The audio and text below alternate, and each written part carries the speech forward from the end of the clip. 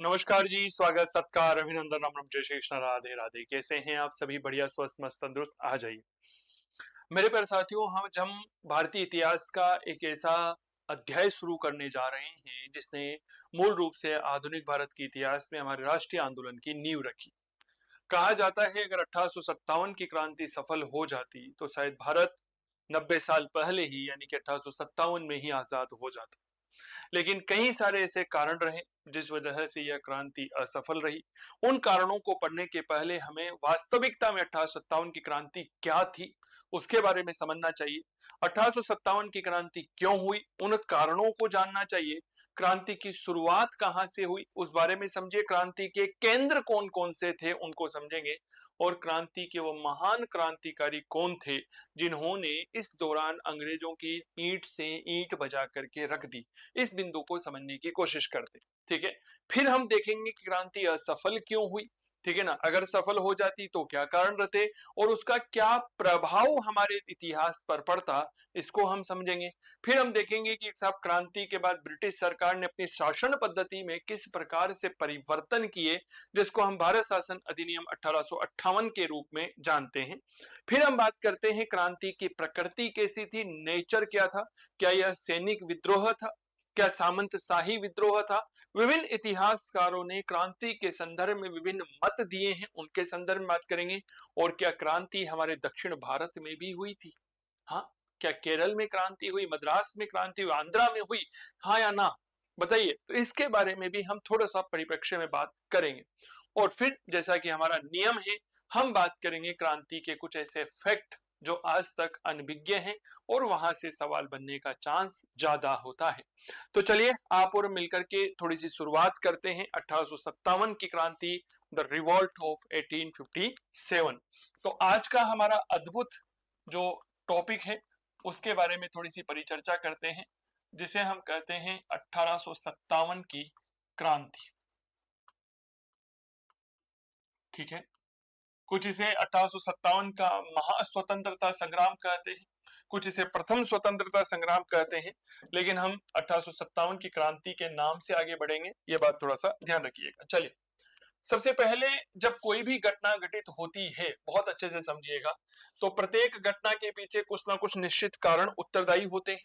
अरे बोलो हाँ या ना भाई, कुछ ना कुछ निश्चित कारण होते हैं। आज आप यहाँ पर इस समय मुझसे पढ़ रहे हैं तो स्वाभाविक बात है कि कुछ ना कुछ कारण है। चाहे वह आपको नौकरी लेनी हो, चाहे वह आपको इतिहास विषय का ज्ञान जो है वह प्राप्त करना हो, या कोई और दूसरा कारण यहाँ पर हो सकता है। तो कई सारे कारण जो है वह एक सीक्वेंस में हमें देखने को मिलते हैं। तो सबसे पहले जब हम कोई भी घटना के बारे में अध्ययन करते हैं, बहुत अच्छे से समझिएगा, तो सबसे पहले तो याद रखिएगा कि उस घटना के कारण जो है वह क्या क्या हो सकते हैं। ठीक है, विशेष तौर पर 1857 की क्रांति के पीछे हम कहीं ना कहीं बात करते हैं क्या कुछ राजनीतिक कारण थे। अंग्रेजों की कुछ राजनीतिक पॉलिसी ऐसी थी कि हमारे भारत में क्रांति होने के लिए तत्पर हुई, या क्रांति हुई? हाँ या ना का जवाब साझा करिए। क्या ये बात क्लियर हो गई? क्या कुछ आर्थिक नीतियां उनकी ऐसी गलत थी कि इस वजह से हमारे भारत के लोग दुखी हो गए और दुखी होकर के उनको क्रांति करनी पड़ी? क्या ये बात क्लियर हो गई? क्या हमारे भारत में इसके अलावा उन्होंने हमारे समाज जो है वो कुछ ज्यादा ही हस्तक्षेप कर दिया, क्या लिमिट से ज्यादा?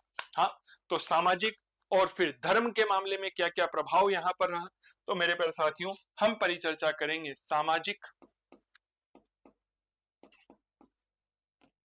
सामाजिक और धार्मिक कारणों के बारे में, है ना। सामाजिक और धार्मिक कारण पढ़ने के बाद, क्योंकि अंग्रेजों की नीतियां भारत में हर क्षेत्र में प्रभावित किया था भारत को, केवल और केवल कुछ ही क्षेत्र ऐसे नहीं कह सकते कि यही क्षेत्र थे। इसके बाद कुछ सैनिक कारण थे, कुछ तात्कालिक कारण थे। ठीक है, सैनिक कारण, ठीक है, और कुछ माना जाता है तात्कालिक कारण। तो इनके बारे में हमें थोड़ी सी परिचर्चा यहां पर करनी है। ठीक है, चलिए, बहुत सुंदर मेरे प्यारे साथियों।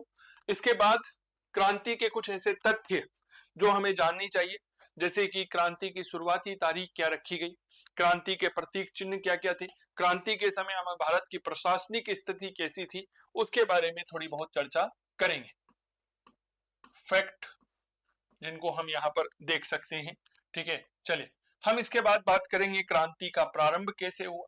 एक आउटलाइन आपको पता होना चाहिए कि भाई हाँ, हम जब 1857 की क्रांति पढ़ रहे हैं तो उस क्रांति में हमें इन बिंदुओं पर बहुत विस्तार से और बहुत अच्छे से परिचर्चा करनी चाहिए, क्योंकि जब तक आउटलाइन नहीं होगी ना तब तक कोई विषय आपके क्लियर नहीं हो सकता। ठीक है, हमारे भारत में 1857 की क्रांति हुई, पूरे भारत में फैली, तो क्रांति के केंद्र कौन कौन से थे और कौन कौन सी जो है वह क्रांति के महान क्रांतिकारी हुए। तो हम जिस बिंदु पर परिचर्चा करेंगे, अगला बिंदु होगा जिसे हम कहेंगे क्रांति के केंद्र व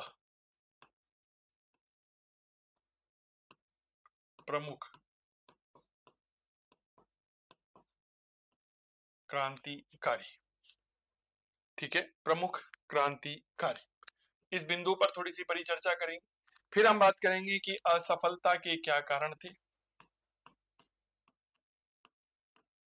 असफलता के कारण, क्या आखिर हमारे भारत में इतने जोर शोर से शुरू हुई क्रांति क्यों असफल हो गई। ठीक है, चलिए इसके बाद थोड़ी सी परिचर्चा करेंगे भारत शासन अधिनियम,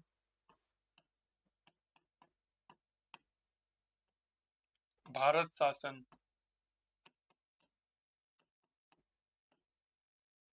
अधिनियम 1858। भारत में गवर्नर जनरल पद को समाप्त कर कर जो है वो वायसराय का पद यहां पर लाया गया था।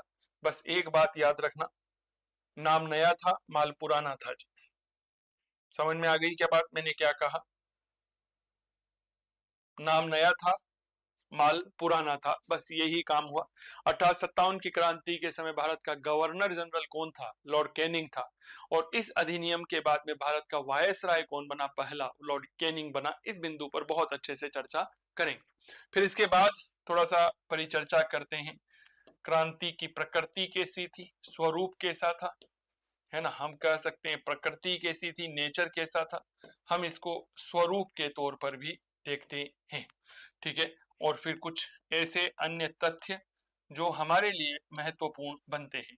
इन अन्य तथ्यों में सबसे महत्वपूर्ण मान के चलते हैं पुस्तकें, बुक्स, कुछ ऐसी किताबें जहां से अक्सर हमारे इतिहास विषय में 1857 की क्रांति में सवाल पूछे जाते हैं। मैंने आपसे कल परसों भी कहा था कि आजकल बेसिकली क्या हो गया है, जब आप इतिहास पढ़ रहे हैं तो राजनीतिक इतिहास की जगह सांस्कृतिक इतिहास से प्रश्न ज्यादा आ रहे हैं, और यही हमारा इतिहास का बदलता हुआ पैटर्न नजर आ रहा है।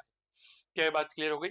सबसे पहले हमारा टॉपिक आ रहा है क्रांति के कारण, और इसमें सबसे पहला आएगा राजनीतिक कारण। ठीक है, चलिए जी।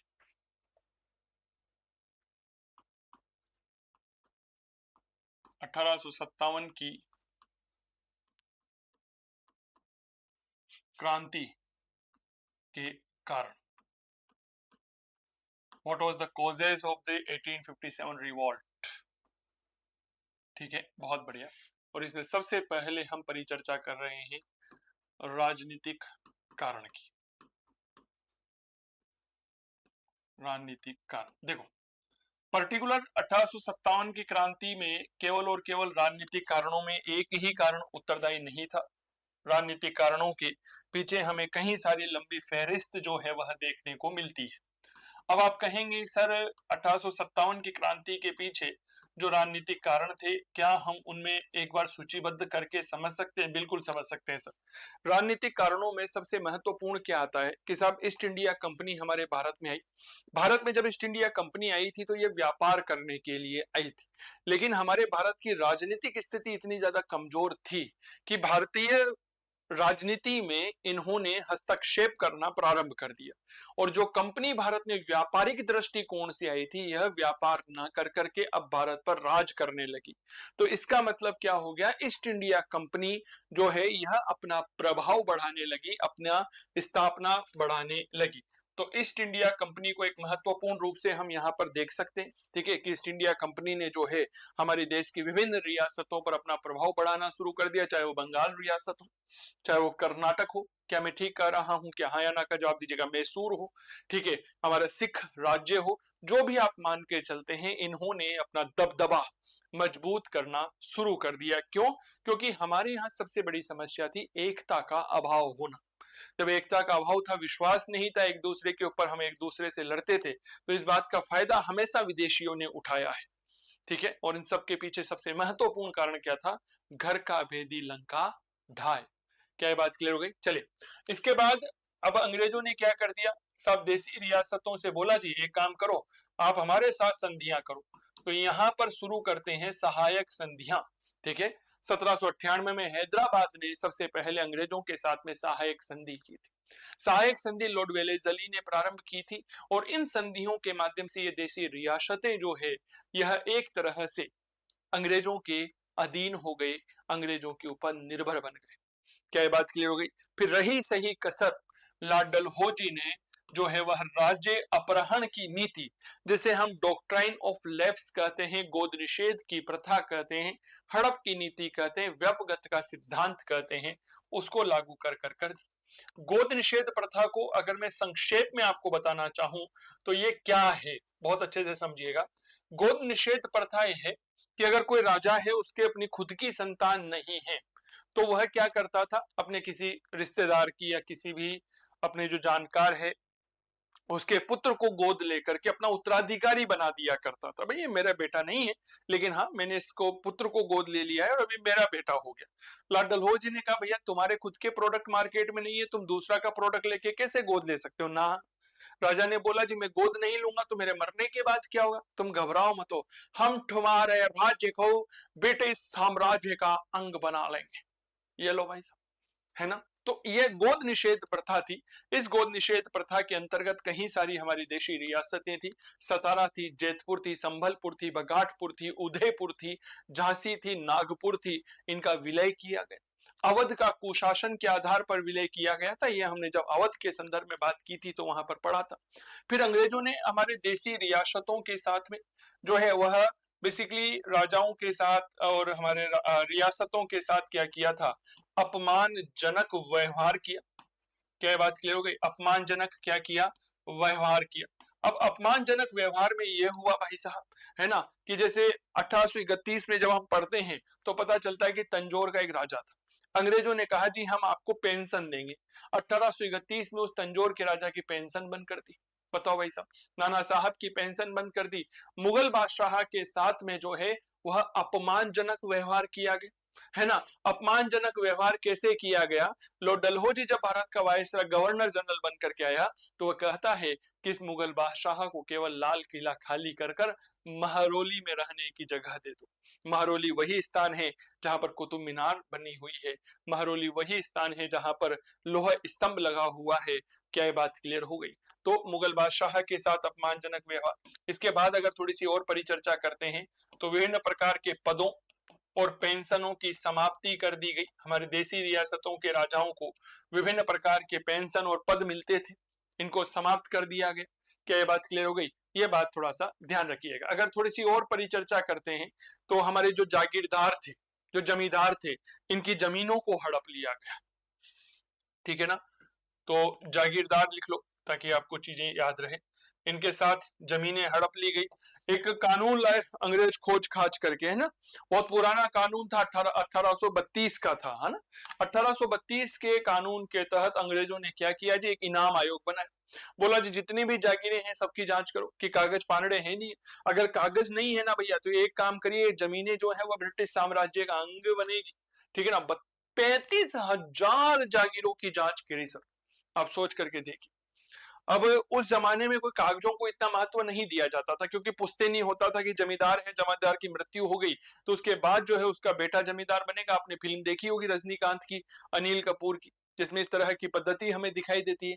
तो कागजों में विश्वास नहीं करते थे। There was no documentation about the any type of law land, ठीक है ना। कोई जमीनों का कोई कागज ही नहीं हुआ करता था। अरे जब जमीन का कागज ही नहीं है तो अंग्रेजों को क्या दिखाएंगे, कुछ है ही नहीं दिखाने को। तो 35,000 जमीनों की जांचें की गई, 20,000 को जब्त कर लिया। अब आप सोच के देखो कितनी बड़ी बात है। और हमारे भारतीय लोग अंग्रेजों की जो है वह अंग्रेजों ने क्या किया, हमारे भारतीयों को प्रशासन का उच्च पद नहीं दिया, है ना। जबकि हमारे भारतीय उम्मीद करते थे कि साहब हमें प्रशासन का जो है क्या मिलेगा जी, उच्च पद मिलेगा। यही सैन्य कारणों में हम देखते हैं कि भारतीय सैनिकों को जो है वह उच्च पदों पर नियुक्त नहीं किया गया, इसीलिए उन सैनिकों के मन में अंग्रेजों के प्रति द्वेषता की भावना थी। क्या ये बात क्लियर हो रही है क्या? तो ये राजनीतिक कारण आते हैं कि भाई 1857 की क्रांति जो है वह कोई एक पर्टिकुलर राजनीतिक कारण के ऊपर निर्भर नहीं थी सर, मल्टीपल पॉलिटिकल कोजेस थे यहाँ पर, जिन्होंने हमारे भारत में एक ऐसी चिंगारी को जन्म दिया जो समय के साथ लो बन गई, आग बन गई, है ना। और जब आग बनी तो स्वाभाविक बात है वो एक दिन ब्लास्ट तो होना ही था। फिर कई सारे आर्थिक कारण हो गए, क्या बात क्लियर, सामाजिक हो गए, धार्मिक हो गए। धर्म बड़ा सेंसिटिव मामला होता है, ये बात हमेशा याद रखिएगा। क्या बात क्लियर हो गई? तो हमने एक रफली यहाँ पर देखा कि साहब राजनीतिक कारणों में क्या क्या आता है। अब इनको थोड़ा सा डिटेल में पढ़ने की कोशिश करते हैं, जहां पर हमारा एग्जामिनर जो है वह हर बार सवाल बनाता है ना। बहुत अच्छे से समझिएगा। चलिए, सबसे पहला राजनीतिक कारण हमें जो यहाँ पर लगता है, यहाँ पर लिखिए यह निम्न थे, यह निम्न थे। इतिहास में हमेशा एक बात याद रखिए, पढ़ने के लिए बहुत कुछ है, लेकिन आपको यह पता होना चाहिए कि हमें क्या पढ़ना है ना। इतिहास में पढ़ने के लिए बहुत है, लेकिन आपको यह पता होना चाहिए कि हमें क्या पढ़ना है। जिसको ये पता चल गया कि हमें क्या पढ़ना है और क्या छोड़ना है, तो उसकी नौकरी पक्की मान के चलिए। 10 वर्ष हो गए मुझे पढ़ाते हुए, है ना। तब जाकर के एक अनुभव आया है और यह पता चलता है कि विद्यार्थी के लिए यह जरूरी है। अब मैं यहाँ पर लिखवा देता लंबी चौड़ी लाइन, 1857 की क्रांति के राजनीतिक कारणों में हम निम्न लाइनों को पढ़ते हैं, निम्न बिंदुओं को पढ़ते हैं। कोई मतलब नहीं है जी अनावश्यक परिचर्चा करने से। क्या मैं ठीक कह रहा हूं क्या? बोल बाके बिहारी लाल की जय हो। तो पॉलिटिकल कॉजेज में सबसे पहले हम देखते हैं कि एक कंपनी भारत आती है, भारत आकर के व्यापार करना उसका उद्देश्य था। मसाले लेकर जाती थी, वहां मसाले में चाय मिलाकर के पिए, चाय में डालकर के मसाले पिए जी, बड़े मजा आया। तो उससे प्रेरित होकर के बहुत सारे यूरोपियंस आए, हमने देखा पुर्तगाली आए थे, डच आए थे, याद है ना। हाँ ना का जवाब दीजिए। फिर अंग्रेज आए, फिर डेंस आए, फिर फ्रांसीसी आए थे। पुर्तगाली सबसे पहले आए, सबसे बाद में गए थे, है ना। अंग्रेज ताकतवर थे, नौसेना इनकी काफी मजबूत थी, इसीलिए अंग्रेजों का प्रभाव बढ़ा। कर्नाटक के युद्धों में इन्होंने फ्रांसीसियों को पूरी तरह से खत्म कर दिया था, है ना। तो मेरे दोस्त, ईस्ट इंडिया कंपनी अपनी ताकत के बल पर देसी रियासतों पर अपना प्रभाव बढ़ा रही थी, रेजिडेंस की नियुक्ति कर रही थी। रेजिडेंस यानी कि रियासतों में एक अंग्रेज की नियुक्ति कर रही थी, और अंग्रेज देसी भाषा में क्या कहूं तो क्या था जी, जासूस था, जो रियासतों में होने वाली हर गतिविधि की सूचना अंग्रेजों को पहुंचाता है। हाँ, आज इनके दरबार में एक राजा आया था मिलने, जिसने इन्होंने ये बात करी। इस तरह से जासूसी की धारणा जो है वह बनने लगी। तो हस्तक्षेप बढ़ा, नियंत्रण बढ़ा, परिणामतः देसी रियासतें अंग्रेजों के चंगुल में फंसती चली गई। और यह एक गलत जो है परंपरा थी। तो पहली लाइन लिखवा रहा हूं, ईस्ट इंडिया कंपनी का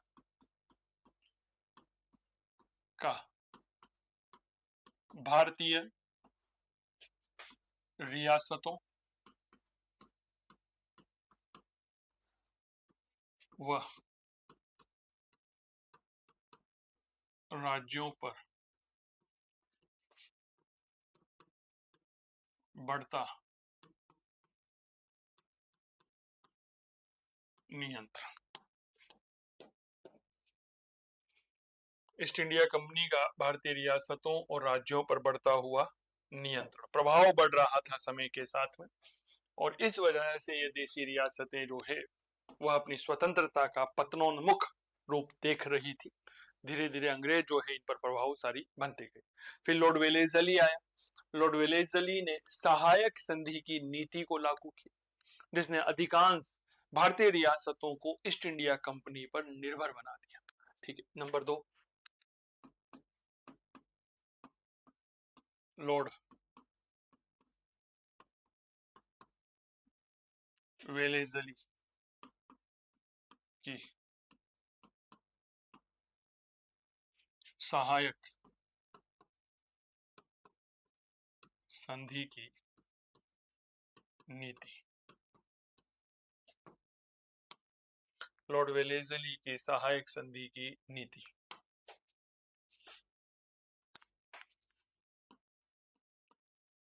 इसने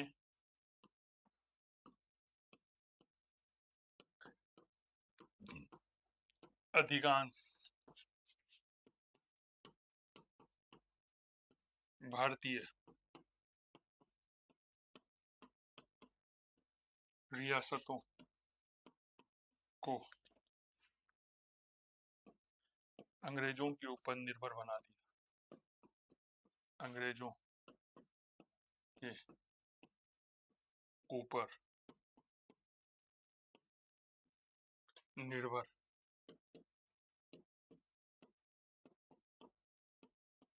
बना दिया। अब हमारी परीक्षा में प्रश्न पूछा जाता है कि साहब बताओ किस रियासत ने कब सहायक संधि को स्वीकार किया था। ठीक है ना। सबसे पहले सहायक संधि स्वीकार की थी हैदराबाद ने। ठीक है ना। तो एक लाइन लिखेंगे, अंग्रेजों के साथ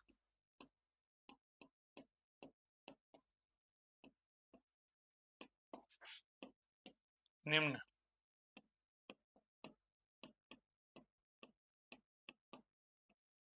रियासतों ने सहायक संधि की। इनका क्रम याद रखना। ठीक है ना। ऐसी कौन सी रियासतें हैं जिन्होंने यह सहायक संधि स्वीकार की थी। देखिए सबसे पहला नाम आता है हैदराबाद। ठीक है। बताओ कब की थी हैदराबाद ने। तो हैदराबाद के बारे में हम कहते हैं कि सर हैदराबाद ने सबसे पहले 1798 ईस्वी में यह स्वीकार की थी। ठीक है ना। सर्वप्रथम यह हमारी परीक्षा में आता है।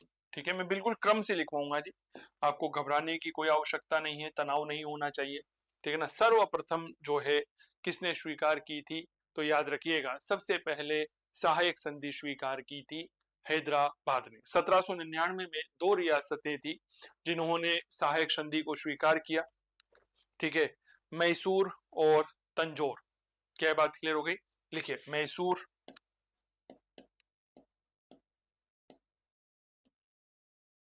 और नंबर 3 तंजौर। बताओ भाई कब स्वीकार करी। 1799 ईस्वी में। ये कब स्वीकार करी। 1799 ईस्वी में। लिख लो।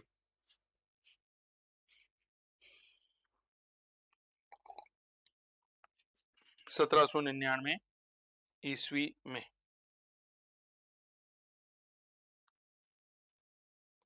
ठीक है। लिख लीजिए।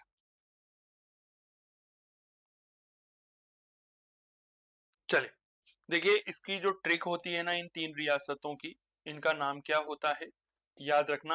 HMT हैदराबाद, मैसूर और तंजौर। मैं ट्रिक्स बहुत कम लिखवाता हूं, ये आपको पता है। मैं ट्रिक्स जो है बहुत कम लिखवाता हूं। सीमा राधे राधे। बिल्कुल राजेश, HMT लिखवा दिया मेरे दोस्त। ठीक है। तो सबसे पहले हैदराबाद है, फिर उसके बाद मैसूर है और फिर तंजौर है। 1802 में 1801 में संधि को स्वीकार किया था किसने, अवध ने। फिर उसके बाद 1802 में पेशवा, पूना का पेशवा। लिखे नंबर 4 किसने, अवध। बताओ अवध ने कब स्वीकार करी। 1801 ईस्वी। इसके बाद स्वीकार करता है पेशवा। कब स्वीकार करता है 1802 ईस्वी में। ठीक है। हैदराबाद 1798 मेरे साथ बोलिएगा। ठीक है। 1799 में दो, पहला नाम आता है मैसूर और दूसरा आता है तंजौर। 1801 में अवध और 1802 में पेशवा। ठीक है। पेशवा ने स्वीकार कर ली तो भाई साहब भोसले थोड़ी ना पीछे रहेगा। भोसले और बरार बी स्क्वायर। ठीक है। 1803 लिखिए नंबर 5 के बाद नंबर 6, ठीक है। पेशवा के साथ ही आएगा भोसले, ठीक है। कब स्वीकार करी? 1803 ईस्वी में। चलिए नंबर 7 बरार, बताओ कब स्वीकार करी? 1803 ईस्वी में, ठीक है। ये बात थोड़ा सा ध्यान रखिएगा। तो बताओ 1798 में हैदराबाद, 1799 में मैसूर और तंजौर, 2 साल का गैप आया। अवध ने 1801 और जो पेशवा है 1802, 1803 में भोसले, 1803 में बरार, फिर सिंधिया बचा, तो भाई सिंधिया आ गया 1804 में। सिंधिया 1804,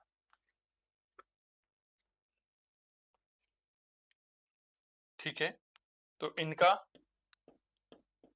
नोट क्रम याद रखें, क्रम याद रखें। जब इस तरह की हम चीजें लिख लेते हैं ना, तो जब हम पढ़ते हैं तो हमें पता चल जाता है कि भाई यहां से प्रश्न कैसे बनेगा। क्या ये बात क्लियर हो गई कि भाई हाँ, ठीक है, कि भाई हाँ, आपको जो है इस तरह से क्रम याद रखना पड़ेगा।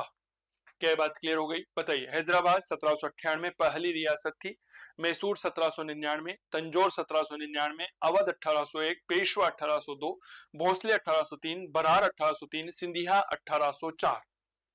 क्लियर? बहुत सुंदर, बहुत बढ़िया। चलिए साहब, थोड़ा सा एक व्यक्ति के बारे में बात करते हैं जिसे हम लाल डलहौजी कहते हैं। यह लाल डलहौजी 1848 में हमारे भारत का गवर्नर जनरल बन करके आता है। 1855 तक रहा, लेकिन कबूतरबाजी करते हुए नहीं माना। इसने एक व्यपगत का सिद्धांत या गोद निषेध प्रथा या राज्य अपहरण की नीति या हड़प की नीति या डॉक्ट्रिन ऑफ लेफ्ट लागू की थी। तो तीसरा लॉर्ड डलहौजी, ठीक है। नंबर 3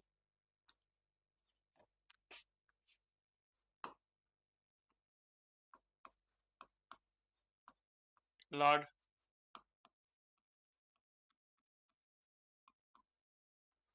डलहौजी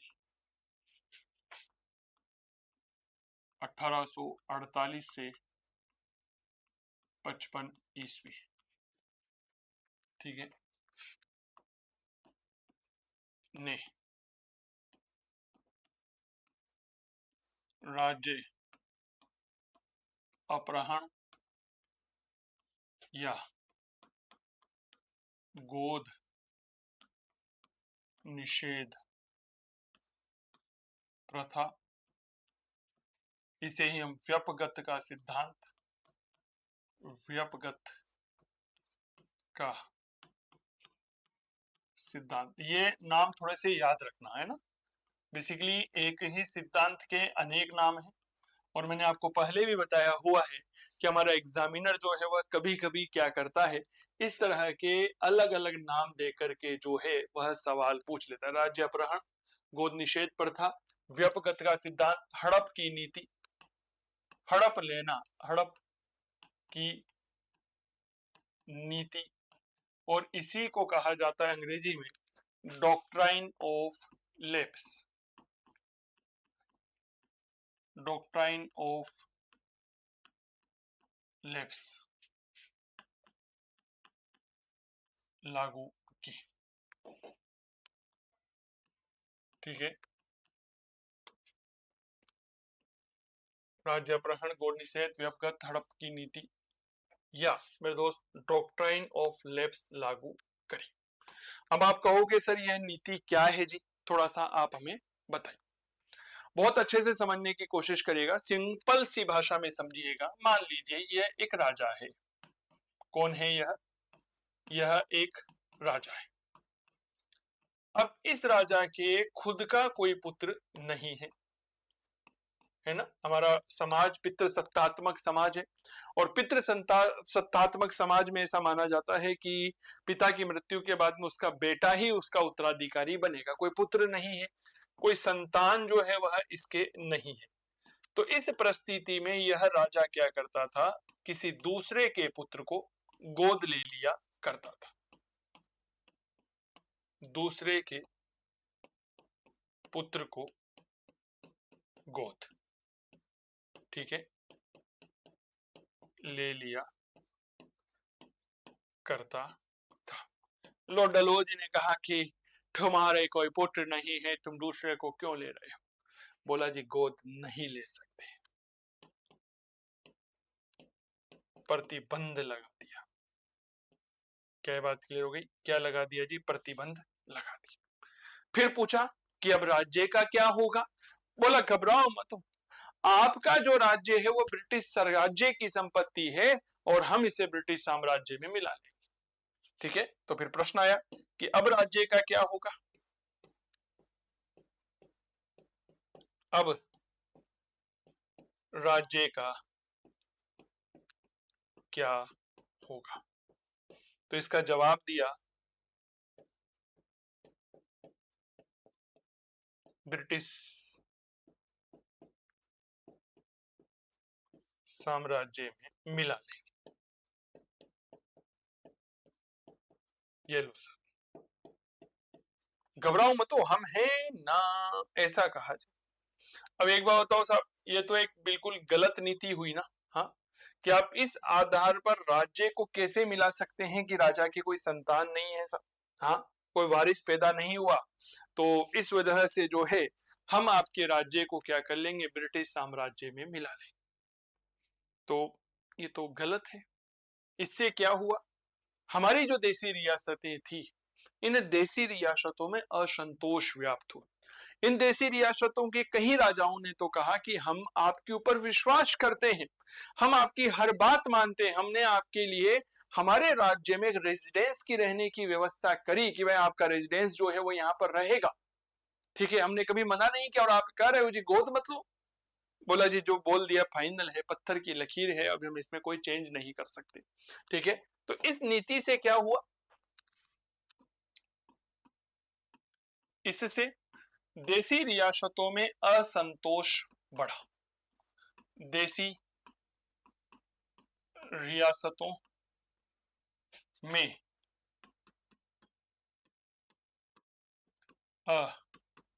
असंतोष बढ़ा, ठीक है।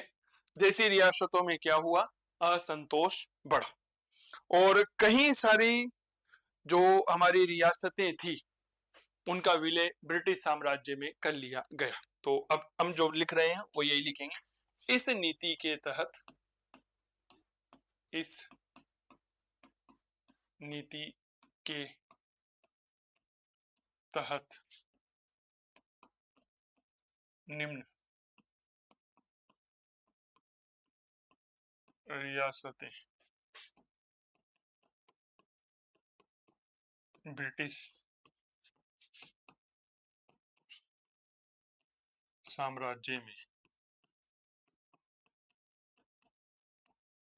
मिलाई गई। सर मुझे लगभग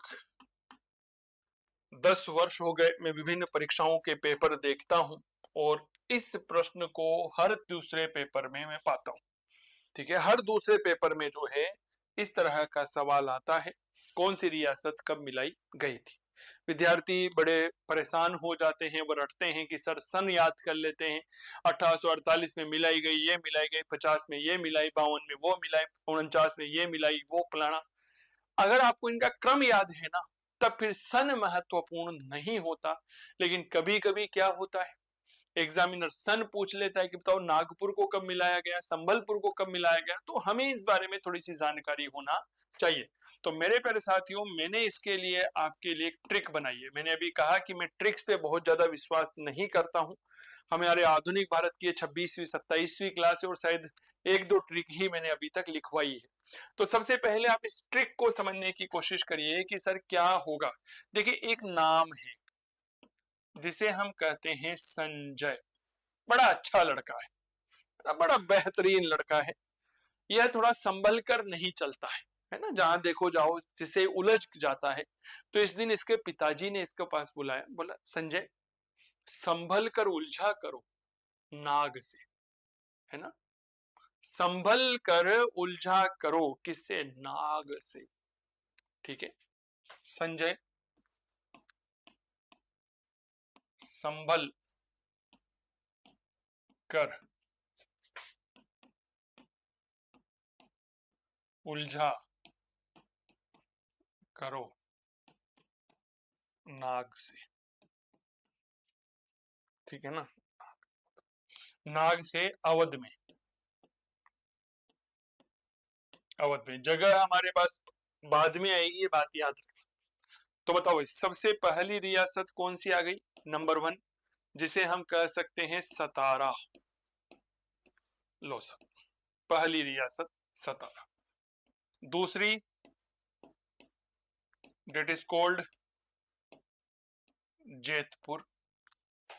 तीसरी ऐसे कैसे हमने उतार ली, जिसे हम कहते हैं संभलपुर। अरे क्या बात क्लियर हो गई। चौथी ब से हमने बनाई बघाटपुर।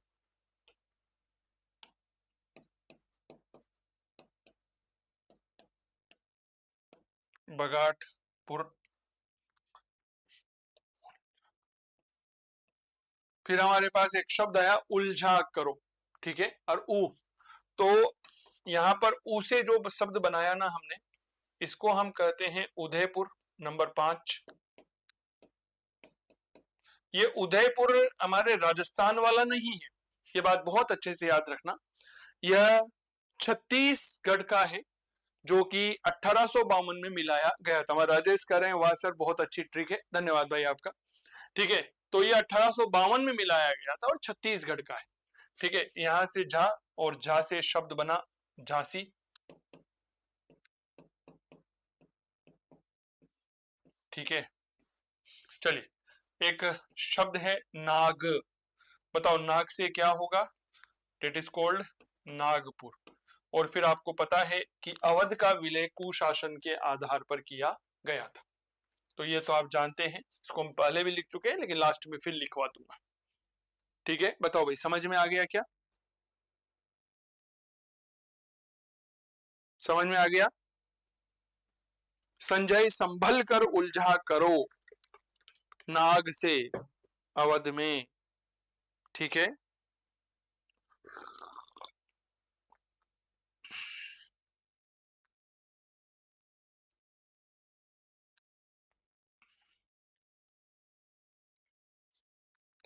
लिख लो। चलिए सतारा, बताओ भाई कहां पर है, हमने कहा सर महाराष्ट्र में है, और 1848 में विलय किया गया, में विलय। जेतपुर, सतारा कहां पर है, महाराष्ट्र में है, कब विलय किया गया, 1848 में। जेतपुर कहां पर है, उत्तर प्रदेश में है, ठीक है। 1849 में विलय, में विलय, ठीक है। 1849 में विलय। ऐसा संभलपुर कहां पर पड़ता है, पता है आप लोगों को, संभलपुर एक जगह है उड़ीसा में, ठीक है, जहां पर भगवान जगन्नाथ का मंदिर भी है ना, पुरी में। तो संबलपुर उड़ीसा में है, 1849 में इसका विलय किया गया।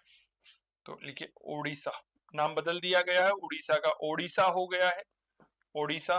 बताओ कब विलय किया गया, 1849 में विलय, विलय। अच्छा बाघाटपुर हिमाचल प्रदेश, हिमाचल प्रदेश 1850 में विलय।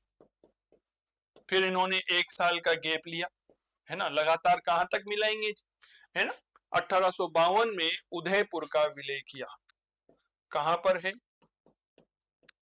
छत्तीसगढ़, सन लिख लो 1852 ईस्वी।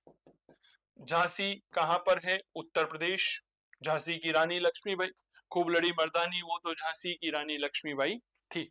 1853, है ना, यहां पर इसका विलय किया गया। चलिए नागपुर महाराष्ट्र में है, कब विलय किया, 1854 ईस्वी में विलय किया, लिख लो।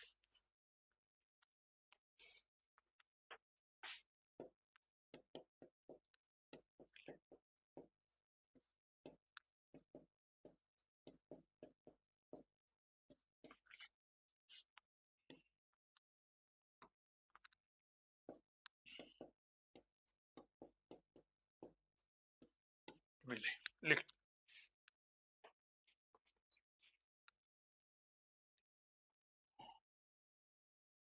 छत्तीसगढ़ का है मेरे दोस्त, छत्तीसगढ़ का है सीमा, ठीक है।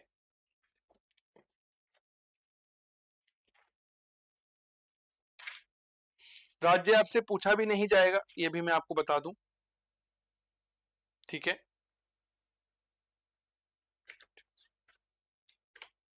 राज्य आपसे जो है वो पूछा भी नहीं जाएगा, ठीक है।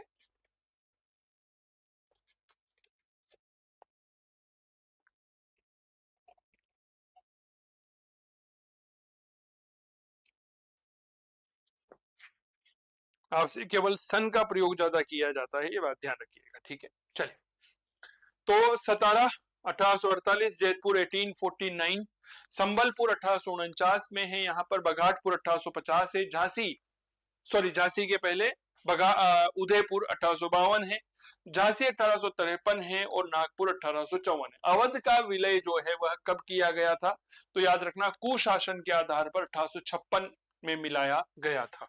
तो यहाँ पर नोट करके लिख लो, हमने जब अवध राज्य पढ़ा था तब इसके बारे में पूरी रिपोर्ट वगैरह सब पढ़ी थी। तो लिखिए 1856 ईस्वी में कुशासन के आधार पर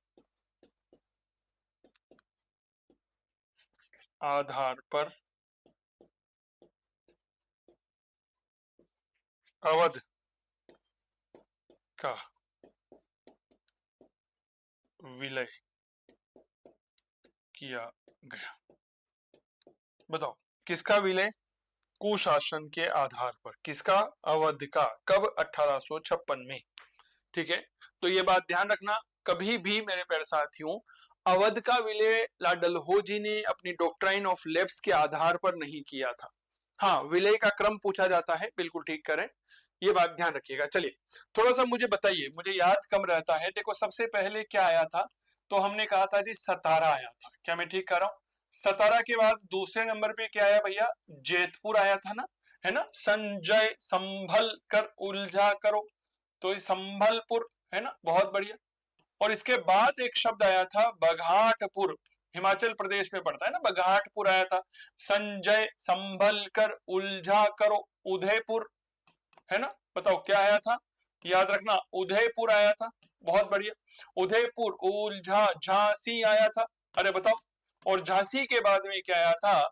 नागपुर आया था। बताओ टोटल कितनी रियासतें हो गई? टोटल हो गई 7 रियासतें। याद देखिए, सतारा, जैतपुर, संबलपुर, बघाटपुर, उदयपुर, झांसी और नागपुर। और एक अवध आया था जो कि कुशासन के आधार पर था, ठीक है।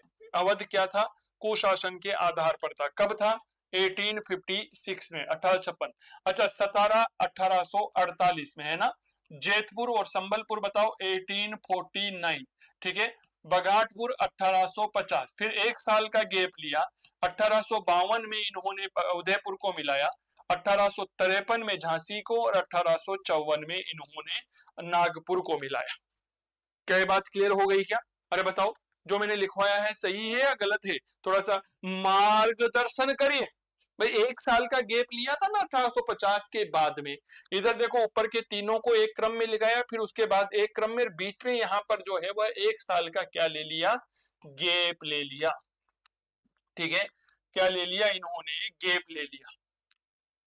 क्या बात क्लियर हो गई? क्या ले लिया? गैप ले लिया, ठीक है। क्या ले लिया? गैप ले लिया। और अवध कुशासन के आधार पर था ही सही।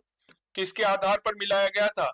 कुशासन के आधार पर मिलाया गया था। रिपोर्ट वगैरह सब देखी थी हमने, आउटरम गया था, हेनरी लॉरेंस यहाँ का प्रशासक बनाया गया था जो पहले पंजाब का भी रहा था। क्या ये बात क्लियर? बताइए क्रम क्लियर हुआ या नहीं हुआ? एक बार कमेंट करिए, क्रम जो है वह क्लियर हुआ या नहीं हुआ? बताइए इसका जो क्रम है वह आपके क्लियर हुआ या नहीं हुआ? ठीक है, बिल्कुल सिंपल साधारण, कोई बहुत ज्यादा लेंदी नहीं है, 2-3 बार पढ़ेंगे, इस ट्रिक को लिख लिख करके याद करेंगे, याद हो जाएगा। सतारा, जैतपुर, संबलपुर, ठीक है, बघाटपुर, उदयपुर, झांसी और नागपुर। सतारा कब? 1848 में। क्या ये बात क्लियर हो गई? सतारा के बाद आता है जेतपुर 1849, फिर संबलपुर 1849 में, 1850 में मिला है बाघाटपुर, फिर एक साल का गेप 1852 में उदयपुर, 53 में झांसी, 54 में नागपुर और 56 में मेरे प्यारे साथियों याद रखना क्या, कहीं ना कहीं अवध। तो इसका मतलब क्या हो गया? 3 एक साथ, फिर एक साल का गेप, फिर 3 एक साल और फिर एक साल का गेप। ठीक है, फिर एक साल का गेप। यह बेहद इंपॉर्टेंट है, ये लाइन याद रखना, इसको बहुत अच्छे से पढ़ के जाना, ये काफी बार आपकी परीक्षा में पूछा जाता है। और ये ट्रिक जो है मैंने 2016 से ही बना रखी है, जब मैंने पहला बैच पढ़ाया था मेरे प्यारे साथियों, है ना, स्कूल व्याख्याता का। फिर उसके बाद जब 2020 वाली वैकेंसी में असिस्टेंट प्रोफेसर की भर्ती आई थी तो उसमें पढ़ाया, तो वो भी काफी काम आया। ये थोड़ा सा ध्यान रखिएगा, ठीक है। चले, तो हमारा तीसरा हो गया लॉर्ड डलहौजी की राज्य अपहरण की नीति। इसके पहले भारतीय रियासतों में बढ़ता हुआ असंतोष और कहीं ना कहीं वेले जली की सहायक संधि की नीतियां। क्या ये बात क्लियर? चलिए, बहुत सुंदर। अब हम इसके बाद जब चौथे कारण की तरफ आगे बढ़ते हैं तो याद रखिएगा चौथा कारण क्या आता है कि साहब जो देसी राजा थे हमारे, है ना, इनके पद और इनकी पेंशनों को समाप्त कर दिया। परिणामतः उनमें असंतोष बढ़ा कि हम तो आपका सहयोग कर रहे थे और आप हमारा विरोध कर रहे हो, ये अच्छी बात नहीं। आप तो हमारे ही पैर काटने में लगे हुए हो। ठीक है, तो लिखिए अंग्रेजों के द्वारा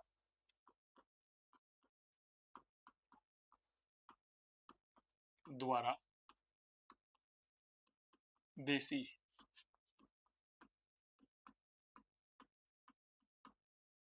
रियासतों की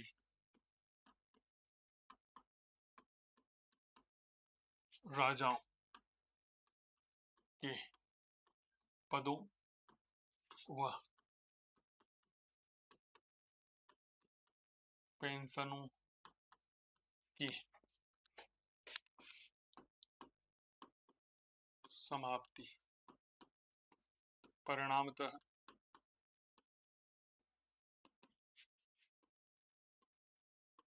इनमें बढ़ता असंतोष।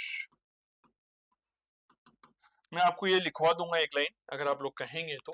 कहेंगे क्या, मैं तो लिखवाऊंगा कि साहब ऐसे हमारे भारत के कौन कौन से राजा थे जिन्होंने अंग्रेजों का 1857 की क्रांति में सहयोग भी किया था। तो कुछ ऐसे राजा भी हुए हैं जिन्होंने अंग्रेजों का क्या किया था, याद रखना, विरोध किया था। संतोष, ठीक है। जैसे नंबर 1 पहला, ठीक है, कि किस किस के साथ क्या किया गया। जैसे 1831 ईस्वी में मैसूर के राजा की पेंशन को समाप्त कर दिया। 31 ईस्वी में मैसूर के राजा की पेंशन समाप्त बंद कर दी। पेंशन बंद कर दी, ठीक है। मैसूर के राजा की जो है वह क्या कर दी, पेंशन मिलती थी उसे, वो बंद कर दी गई। ठीक है, तंजौर और कर्नाटक के जो नवाब थे, तंजौर के राजा और कर्नाटक के नवाब, इनके पदों और इनकी उपाधियों को समाप्त किया गया। लिखो,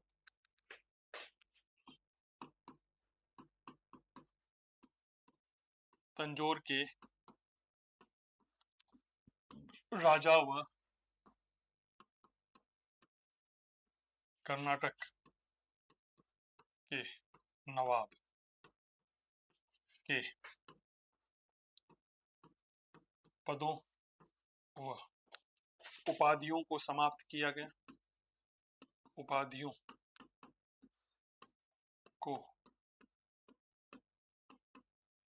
समाप्त कर दिया। ठीक है, तंजौर के राजा, कर्नाटक के नवाब और मैसूर के राजा, ठीक है। नाना साहब की पेंशन बंद कर दी। नाना साहब की पेंशन बंद कर दी। भारत की जनता को, पहले यहां तक लिखो फिर उसके बाद परिचर्चा करते हैं, ठीक है। मैसूर के राजा की पेंशन बंद कर दी, कर्नाटक के नवाब थे, तंजौर के राजा थे, इनके पदों को समाप्त कर दिया, उपाधियां वापस छीन ली गई इनकी, नाना साहब की पेंशन बंद कर दी, और सबसे भयानक काम तो अंग्रेजों ने यह किया कि जो मुगल बादशाह थे, है ना, उन मुगल बादशाह के साथ अपमानजनक व्यवहार किया। हमारे भारत की जनता जो है ना, भले हमारे भारत के राजा का या भारत के शासक का या भारत के नेता का अपमान कर सकती, हमें पूरा अधिकार है। क्या मैं ठीक कर रहा हूं कि एक बार मुझे समर्थन करना या विरोध करना, आप कमेंट करके। मान लीजिए हमारे देश के XYZ नेता है, हम चाहें तो उन्हें गाली दे सकते हैं, हम चाहें तो उनकी बुराई कर सकते हैं, ये वो फलाना ढीमका, लेकिन आप कल्पना करें कि आप पाकिस्तान का कोई नागरिक अगर हमारे उसी नेता की बुराई करता है, उन्हें गाली देता है, तो क्या हम स्वीकार करेंगे क्या? हाँ बताओ। हम हमारे मुगल बादशाह को बोलते थे जी लाल किले में रहता है, ये तो लाल किले का कैदी है, कोई बात नहीं, बर्दाश्त कर लेंगे। लेकिन अगर अंग्रेज उस मुगल बादशाह के साथ कुछ बात करेंगे तो भाई साहब खून खोलता है, जो हमारा सम्मान है, हमारा राजा, क्या मैं ठीक कर रहा हूं? जैसा भी है पर वो हमारा सम्मान है। हम बुराई कर सकते हैं क्योंकि हमने वोट दे करके राजा का चयन किया है, हमने वोट दे करके उसको नेता बनाया, हम बुराई कर सकते हैं। लेकिन क्या हमारा पड़ोसी मुल्क XYZ देश जो है वो हमारे देश के नेता की बुराई कर सकता है क्या? हाँ या ना का जवाब दीजिए। और बुराई करेगा तो क्या हम बर्दाश्त कर लेंगे? नहीं, घर में घुस करके मारेंगे साहब, ये बात ध्यान रखना। तो अंग्रेजों ने क्या किया, मुगल बादशाह के साथ अपमानजनक व्यवहार किया। कैसे किया? एक गवर्नर जनरल था, नाम था एलन ब्रो। उस एलन ब्रो, पहले क्या होता था, अंग्रेज जो है वह भारत के राजा को यानी कि मुगल बादशाह को भेंट देते थे सम्मान स्वरूप। भेंट देने का तात्पर्य है कि हम आपको नजराना प्रस्तुत कर रहे हैं आपके सम्मान में। लॉर्ड एलन ब्रो ने कहा जी काय का नजराना जी, बंद करो बंद करो, कोई मतलब नहीं है नजराना वजराना देने से, है ना। नजराना बंद कर दिया, भेंट देना बंद कर दिया। साथ ही जो सिक्कों पर मुगल बादशाह का नाम आता था ना, वह भी हटा दिया, है ना, पूरी तरह से हटा दिया। लॉर्ड डलहौजी ने एक कदम आगे बढ़ा, बोला जी लाल किला खाली करो, अंग्रेजों के काम आएगा, दिल्ली हेडक्वार्टर बनेगा, अंग्रेज जो है वो यहीं पर रहेंगे। तो लाल किला खाली कर कर महरौली कुतुब मीनार परिसर में रहने का आदेश दिया। लॉर्ड डलहौजी के बाद में भारत का गवर्नर बना कैनिंग। कैनिंग ने तो यह घोषणा कर दी कि साहब बहादुर शाह के बाद मुगल शासकों को सम्राट का जो पद है वह प्रदान नहीं किया जाएगा, वंचित कर दिया जाएगा। 1823 ईस्वी में एक गवर्नर हुआ, नाम था लॉर्ड एमस्ट, ठीक है। उसे तो मुगल शासक अकबर द्वितीय के दरबार में बराबरी का स्थान मिला। आप कल्पना करें, मुगल दरबार लगा हुआ था दिल्ली में, 2 कुर्सियां लगाई गई। बराबरी का स्थान किसे कहते हैं मैं बताता हूं। एक कुर्सी पर मुगल सम्राट बैठा अकबर द्वितीय, और एक कुर्सी पर लॉर्ड एमस्ट बैठा। क्या ये बात क्लियर हो गई क्या? इस तरह की गतिविधियां हुई, मुगल सम्राट का अपमान भारतीय जनता ने बर्दाश्त नहीं किया। तभी तो हम देखते हैं कि 1857 की क्रांति में जब मेरठ के सैनिक दिल्ली पहुंचते हैं और अंतिम मुगल बादशाह बहादुर शाह जफर को अपना नेता बनाते हैं, तो वो कहते हैं जी मेरे पास तुम्हारी मदद करने के लिए कुछ नहीं है। तब सैनिक कहते हैं, हमारे वीर क्रांतिकारी कहते हैं घबराओ मतो बादशाह, हम अंग्रेजों का पूरा धन दौलत आपके चरणों में ला करके रख देंगे, बस आप तो यह कह दो कि मैं आपका नेता हूं। 80-82 साल के बुजुर्ग बहादुर शाह जफर को 1857 की क्रांति का नेता बनाया गया। जस्ट इमेजिन, कल्पना करें आप, क्या बात के लिए प्रभाव। तो नंबर 5, मुगल बादशाह के साथ अपमानजनक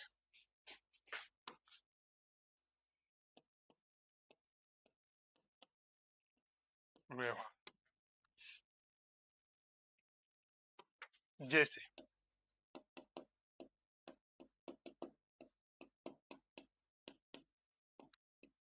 ये अंग्रेजों के नाम के आगे जो हम लॉर्ड शब्द लगाते हैं, ठीक है, ये नहीं लगाना चाहिए। लॉर्ड का मतलब होता है भगवान, ये भगवान थोड़ी थे कबूतर हमारे लिए। लेकिन क्या करें, हमारे इतिहास की किताबों में लगाया जाता है, हमें लगाना पड़ता है। हमारे तो जो पेपर पूछे जाते हैं ना आयोगों के द्वारा, इन आयोगों के द्वारा पूछे गए पेपर में भी लॉर्ड शब्द लगाया जाता है। क्या बात क्लियर हो गई? तो हम लिखते हैं एलेंद्रो गवर्नर जनरल एलन ब्रो ने ने बादशाह को नजराना भेंट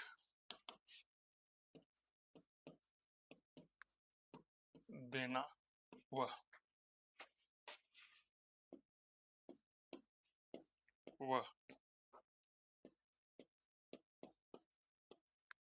सिक्कों पर उसका नाम अंकित करवाना बंद कर दिया। ठीक है, नंबर 2, पहला एलेंड्रो ऐसा बंदी कर दिया, बोला जी कहीं की भेंट, हाँ कोई भेंट वेंट देने की आवश्यकता नहीं है। ठीक है, लिखिए 1823 ईस्वी में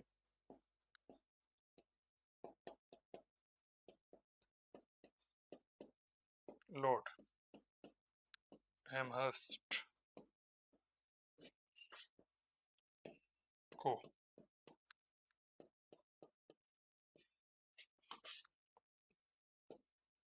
मुगल शासक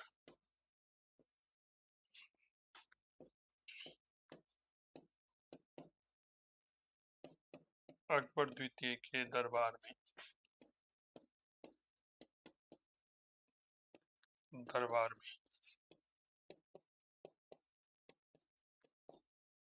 बराबरी का स्थान मिला, बराबरी का स्थान दिया गया। लॉर्ड डलहौजी क्या कहता है कबूतर, ये कहता है कि साहब जो हमारे अंग्रेज है, जो हमारा मुगल बादशाह है, लाल किला खाली कर महरौली में रहने को कहा। डलहौजी ने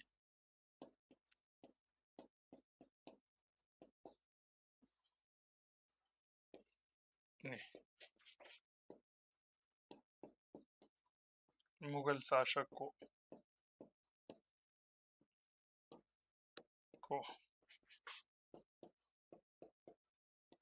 लाल किला खाली कर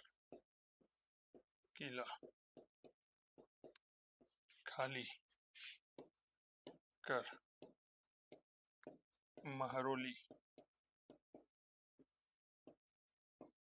में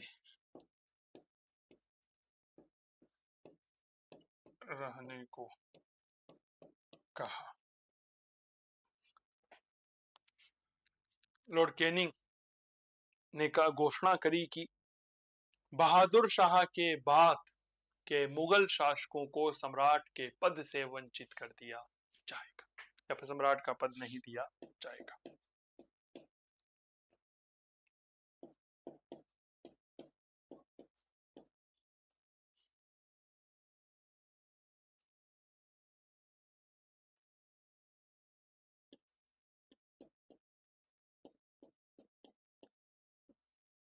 कैनिंग ने घोषणा की कि क्या घोषणा करी,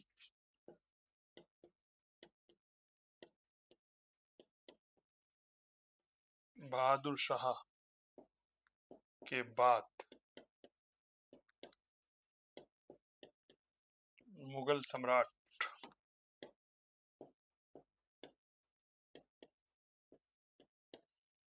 का पद समाप्त कर दिया जाएगा, कर दिया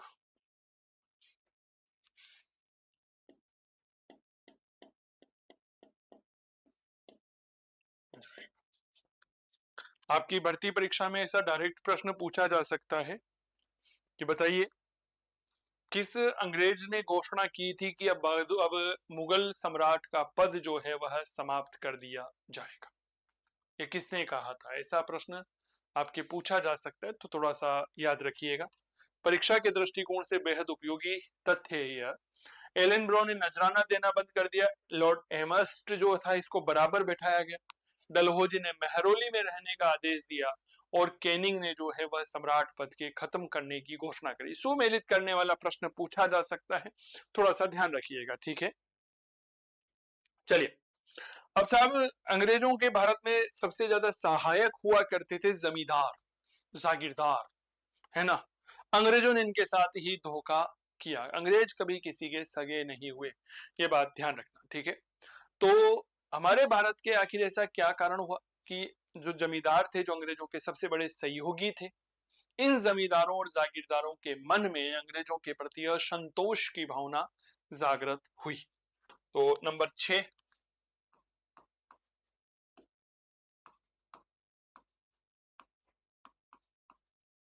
जमींदारों व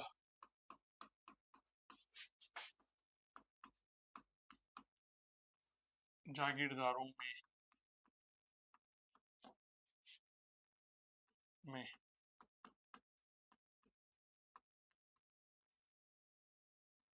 अंग्रेजों के प्रति असंतोष।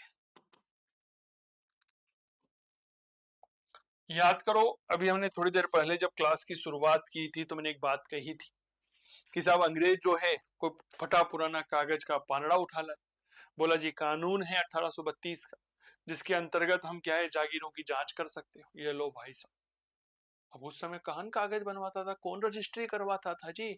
जहां पर अधिकार कर लिया ना वही जमीन अपनी है। क्या ये बात क्लियर हो गई? 1854 में डलहौजी ने जागीरदारों और जमींदारों की भूमियों यानी कि जमीनों की जांच करने हेतु 1832 के कोई कानून था, कानून का नाम क्या था उसकी कोई जानकारी हमें नहीं मिलती। उस कानून के तहत एक आयोग बनाया जिसका नाम था इनाम आयोग। कौन सा आयोग था? इनाम आयोग। ये बात याद रखना, इनाम आयोग कब बनाया गया? 1832 में बनाया गया था। उद्देश्य क्या था? जागीरदारों और जमींदार जो है इनकी भूमि की जांच करना, ठीक है। तो लिखिए 1854 में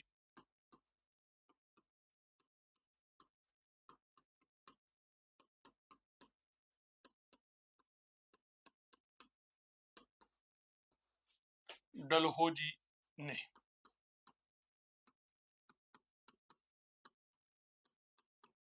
जमींदारों व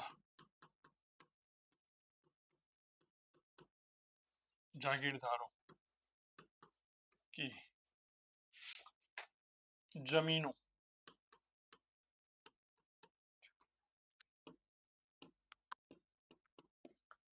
जमीनों की जांच हेतु, सॉरी 1854 में बना था यह कानून, यह इनाम आयोग, ठीक है। जांच हेतु 1832 ईस्वी के एक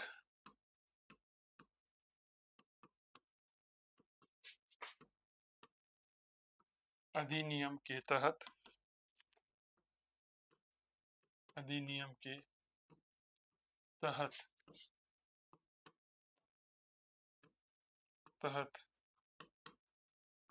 इनाम आयोग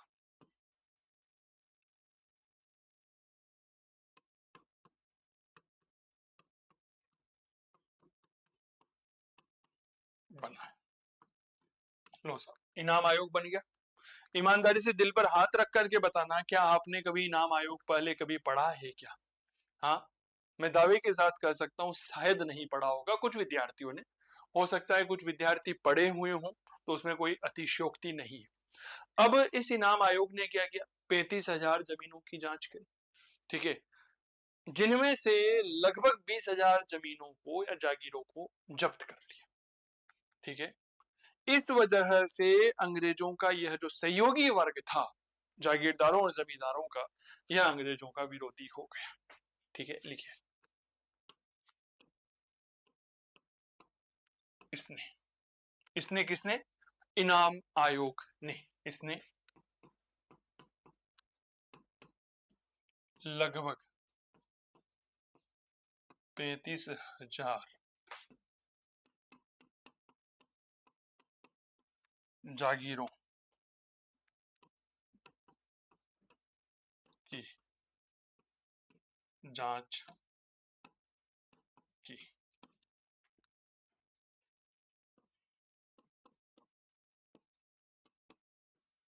जिनमें से लगभग, आप सोच के देखो, 35,000 टोटल जागीरें थी, बोला जी जिसके मिले ना वो इसकी जांच कर लो, जिसमें से लगभग 20,000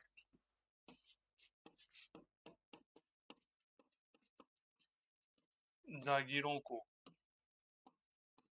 जब्त कर लिया। परिणामतः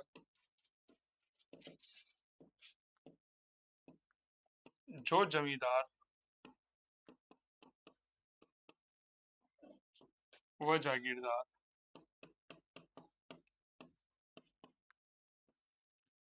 अंग्रेजों के सहयोगी थे,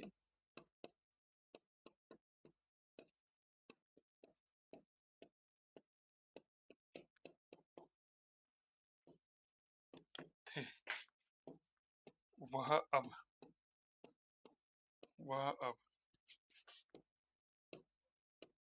इनके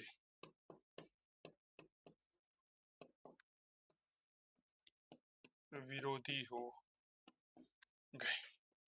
लिख लो, वह इनके क्या हो गए? विरोधी हो गए।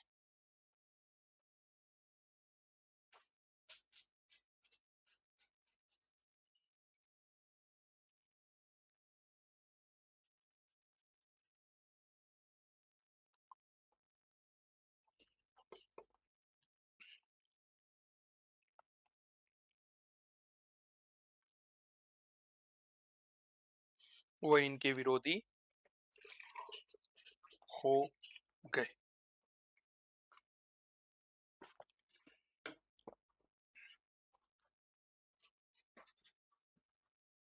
वह इनके विरोधी हो गए। क्लियर? चले, एक अंतिम बात कि भारत में जितना भी प्रशासनिक बल था उसमें टॉप लेवल की हायरार्की पर अंग्रेज ही बैठे हुए थे। भारतीयों को कभी प्रशासन के उच्च पदों पर नियुक्त ही नहीं किया गया, इसलिए भारतीयों में क्या था, अंग्रेजों के प्रति असंतोष की भावना की, देखो हमारे ऊपर, ये हमारे ऊपर राज कर रहे हैं लेकिन हम प्रशासन के ऊपर के लेवल पे नहीं है ना, इनको निम्न लेवलों पर नियुक्त किया गया था। कोई बिरले ही ऐसे थे जिनको टॉप लेवल पर नियुक्त किया जाता था। लिखिए,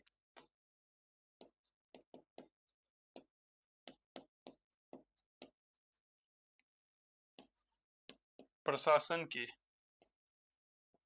उच्च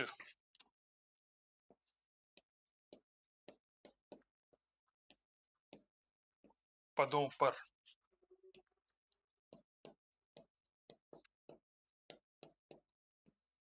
भारतीयों की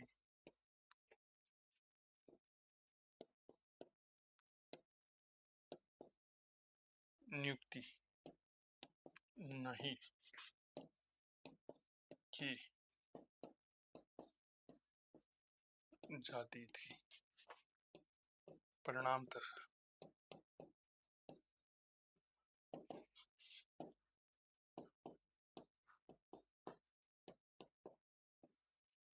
भारतीयों में असंतोष था। जब हम सैनिक कारण पढ़ेंगे ना, उसमें भी हम यही चीज पढ़ेंगे कि साहब सैन्य पदों में जो उच्च पद थे उन उच्च पदों पर भारतीयों की नियुक्ति नहीं की जाती थी। इस वजह से उन भारतीय सैनिकों में क्या था? असंतोष की भावना विद्यमान थी। ठीक है, लिख लीजिए।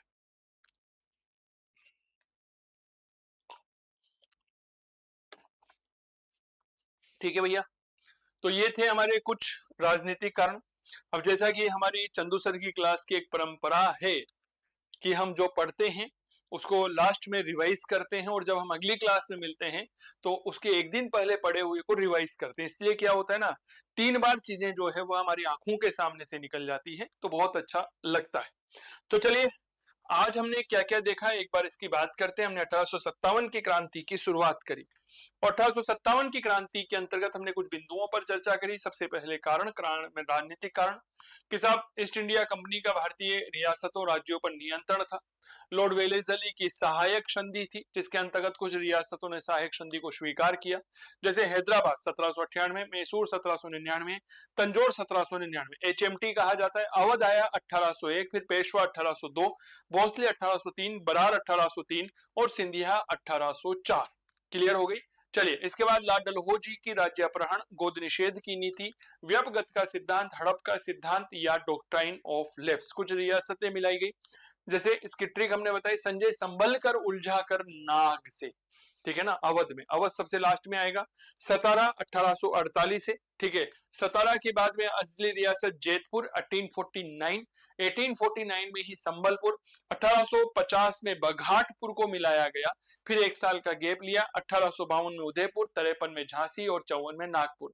कुशासन के आधार पर 56 को मिलाया गया था, क्योंकि 54 के बाद इन्होंने फिर 1 साल का गैप लिया था। क्लियर। चलिए, इसके बाद अंग्रेजों द्वारा देसी रियासतों के राजाओं के पदों और पेंशनों को समाप्त किया गया। बढ़ता असंतोष बढ़ रहा था। जैसे मैसूर के राजा की पेंशन बंद कर दी, तंजौर के राजा और कर्नाटक के नवाब के पदों को समाप्त कर दिया, उपाधियों को समाप्त कर दिया, नाना साहब की पेंशन बंद कर दी। मुगल शासक बहादुर शाह के साथ अपमानजनक व्यवहार किया। शुरुआत करी एलन ब्रो ने, जिसने सिक्कों पर नाम खुदवाना, है ना। इसके अलावा भेंट देना बंद कर दिया। लॉर्ड एमस्टम को बराबरी का दर्जा दिया गया। फिर इसके बाद डलहौजी ने कहा जी मुगल सम्राट लाल किला छोड़ दे। और फिर मेरे दोस्त केनिंग ने कहा कि बहादुर शाह के बाद जो है वह कोई मुगल बादशाह नहीं बनेगा। फिर इनाम आयोग बना 1854 में। डलहौजी ने 1832 के कोई कानून के तहत 35,000 जागीरों की जांच करी, जिसमें 32,000 को जब्त कर लिया। और फिर प्रशासन के जो उच्च पद थे, टॉप लेवल के जो पद थे, उन पर भारतीयों की नियुक्ति नहीं की जाती थी। तो ये था 1857 की क्रांति के कुछ राजनीतिक कारण। हम अगली कक्षा जब आपके साथ लेंगे तो उसमें आर्थिक कारणों की परिचर्चा करते हुए हम कहीं ना कहीं सामाजिक धार्मिक कारणों पर बात करेंगे। सैनिक कारण पढ़ेंगे, तात्कालिक कारण पढ़ेंगे। बहुत बहुत धन्यवाद, जुड़े रहिए हमारे साथ। जय हिंद, जय भारत। मुस्कुराइए। आप चंदू जैन के साथ इतिहास पढ़ रहे थे। Thank you so much.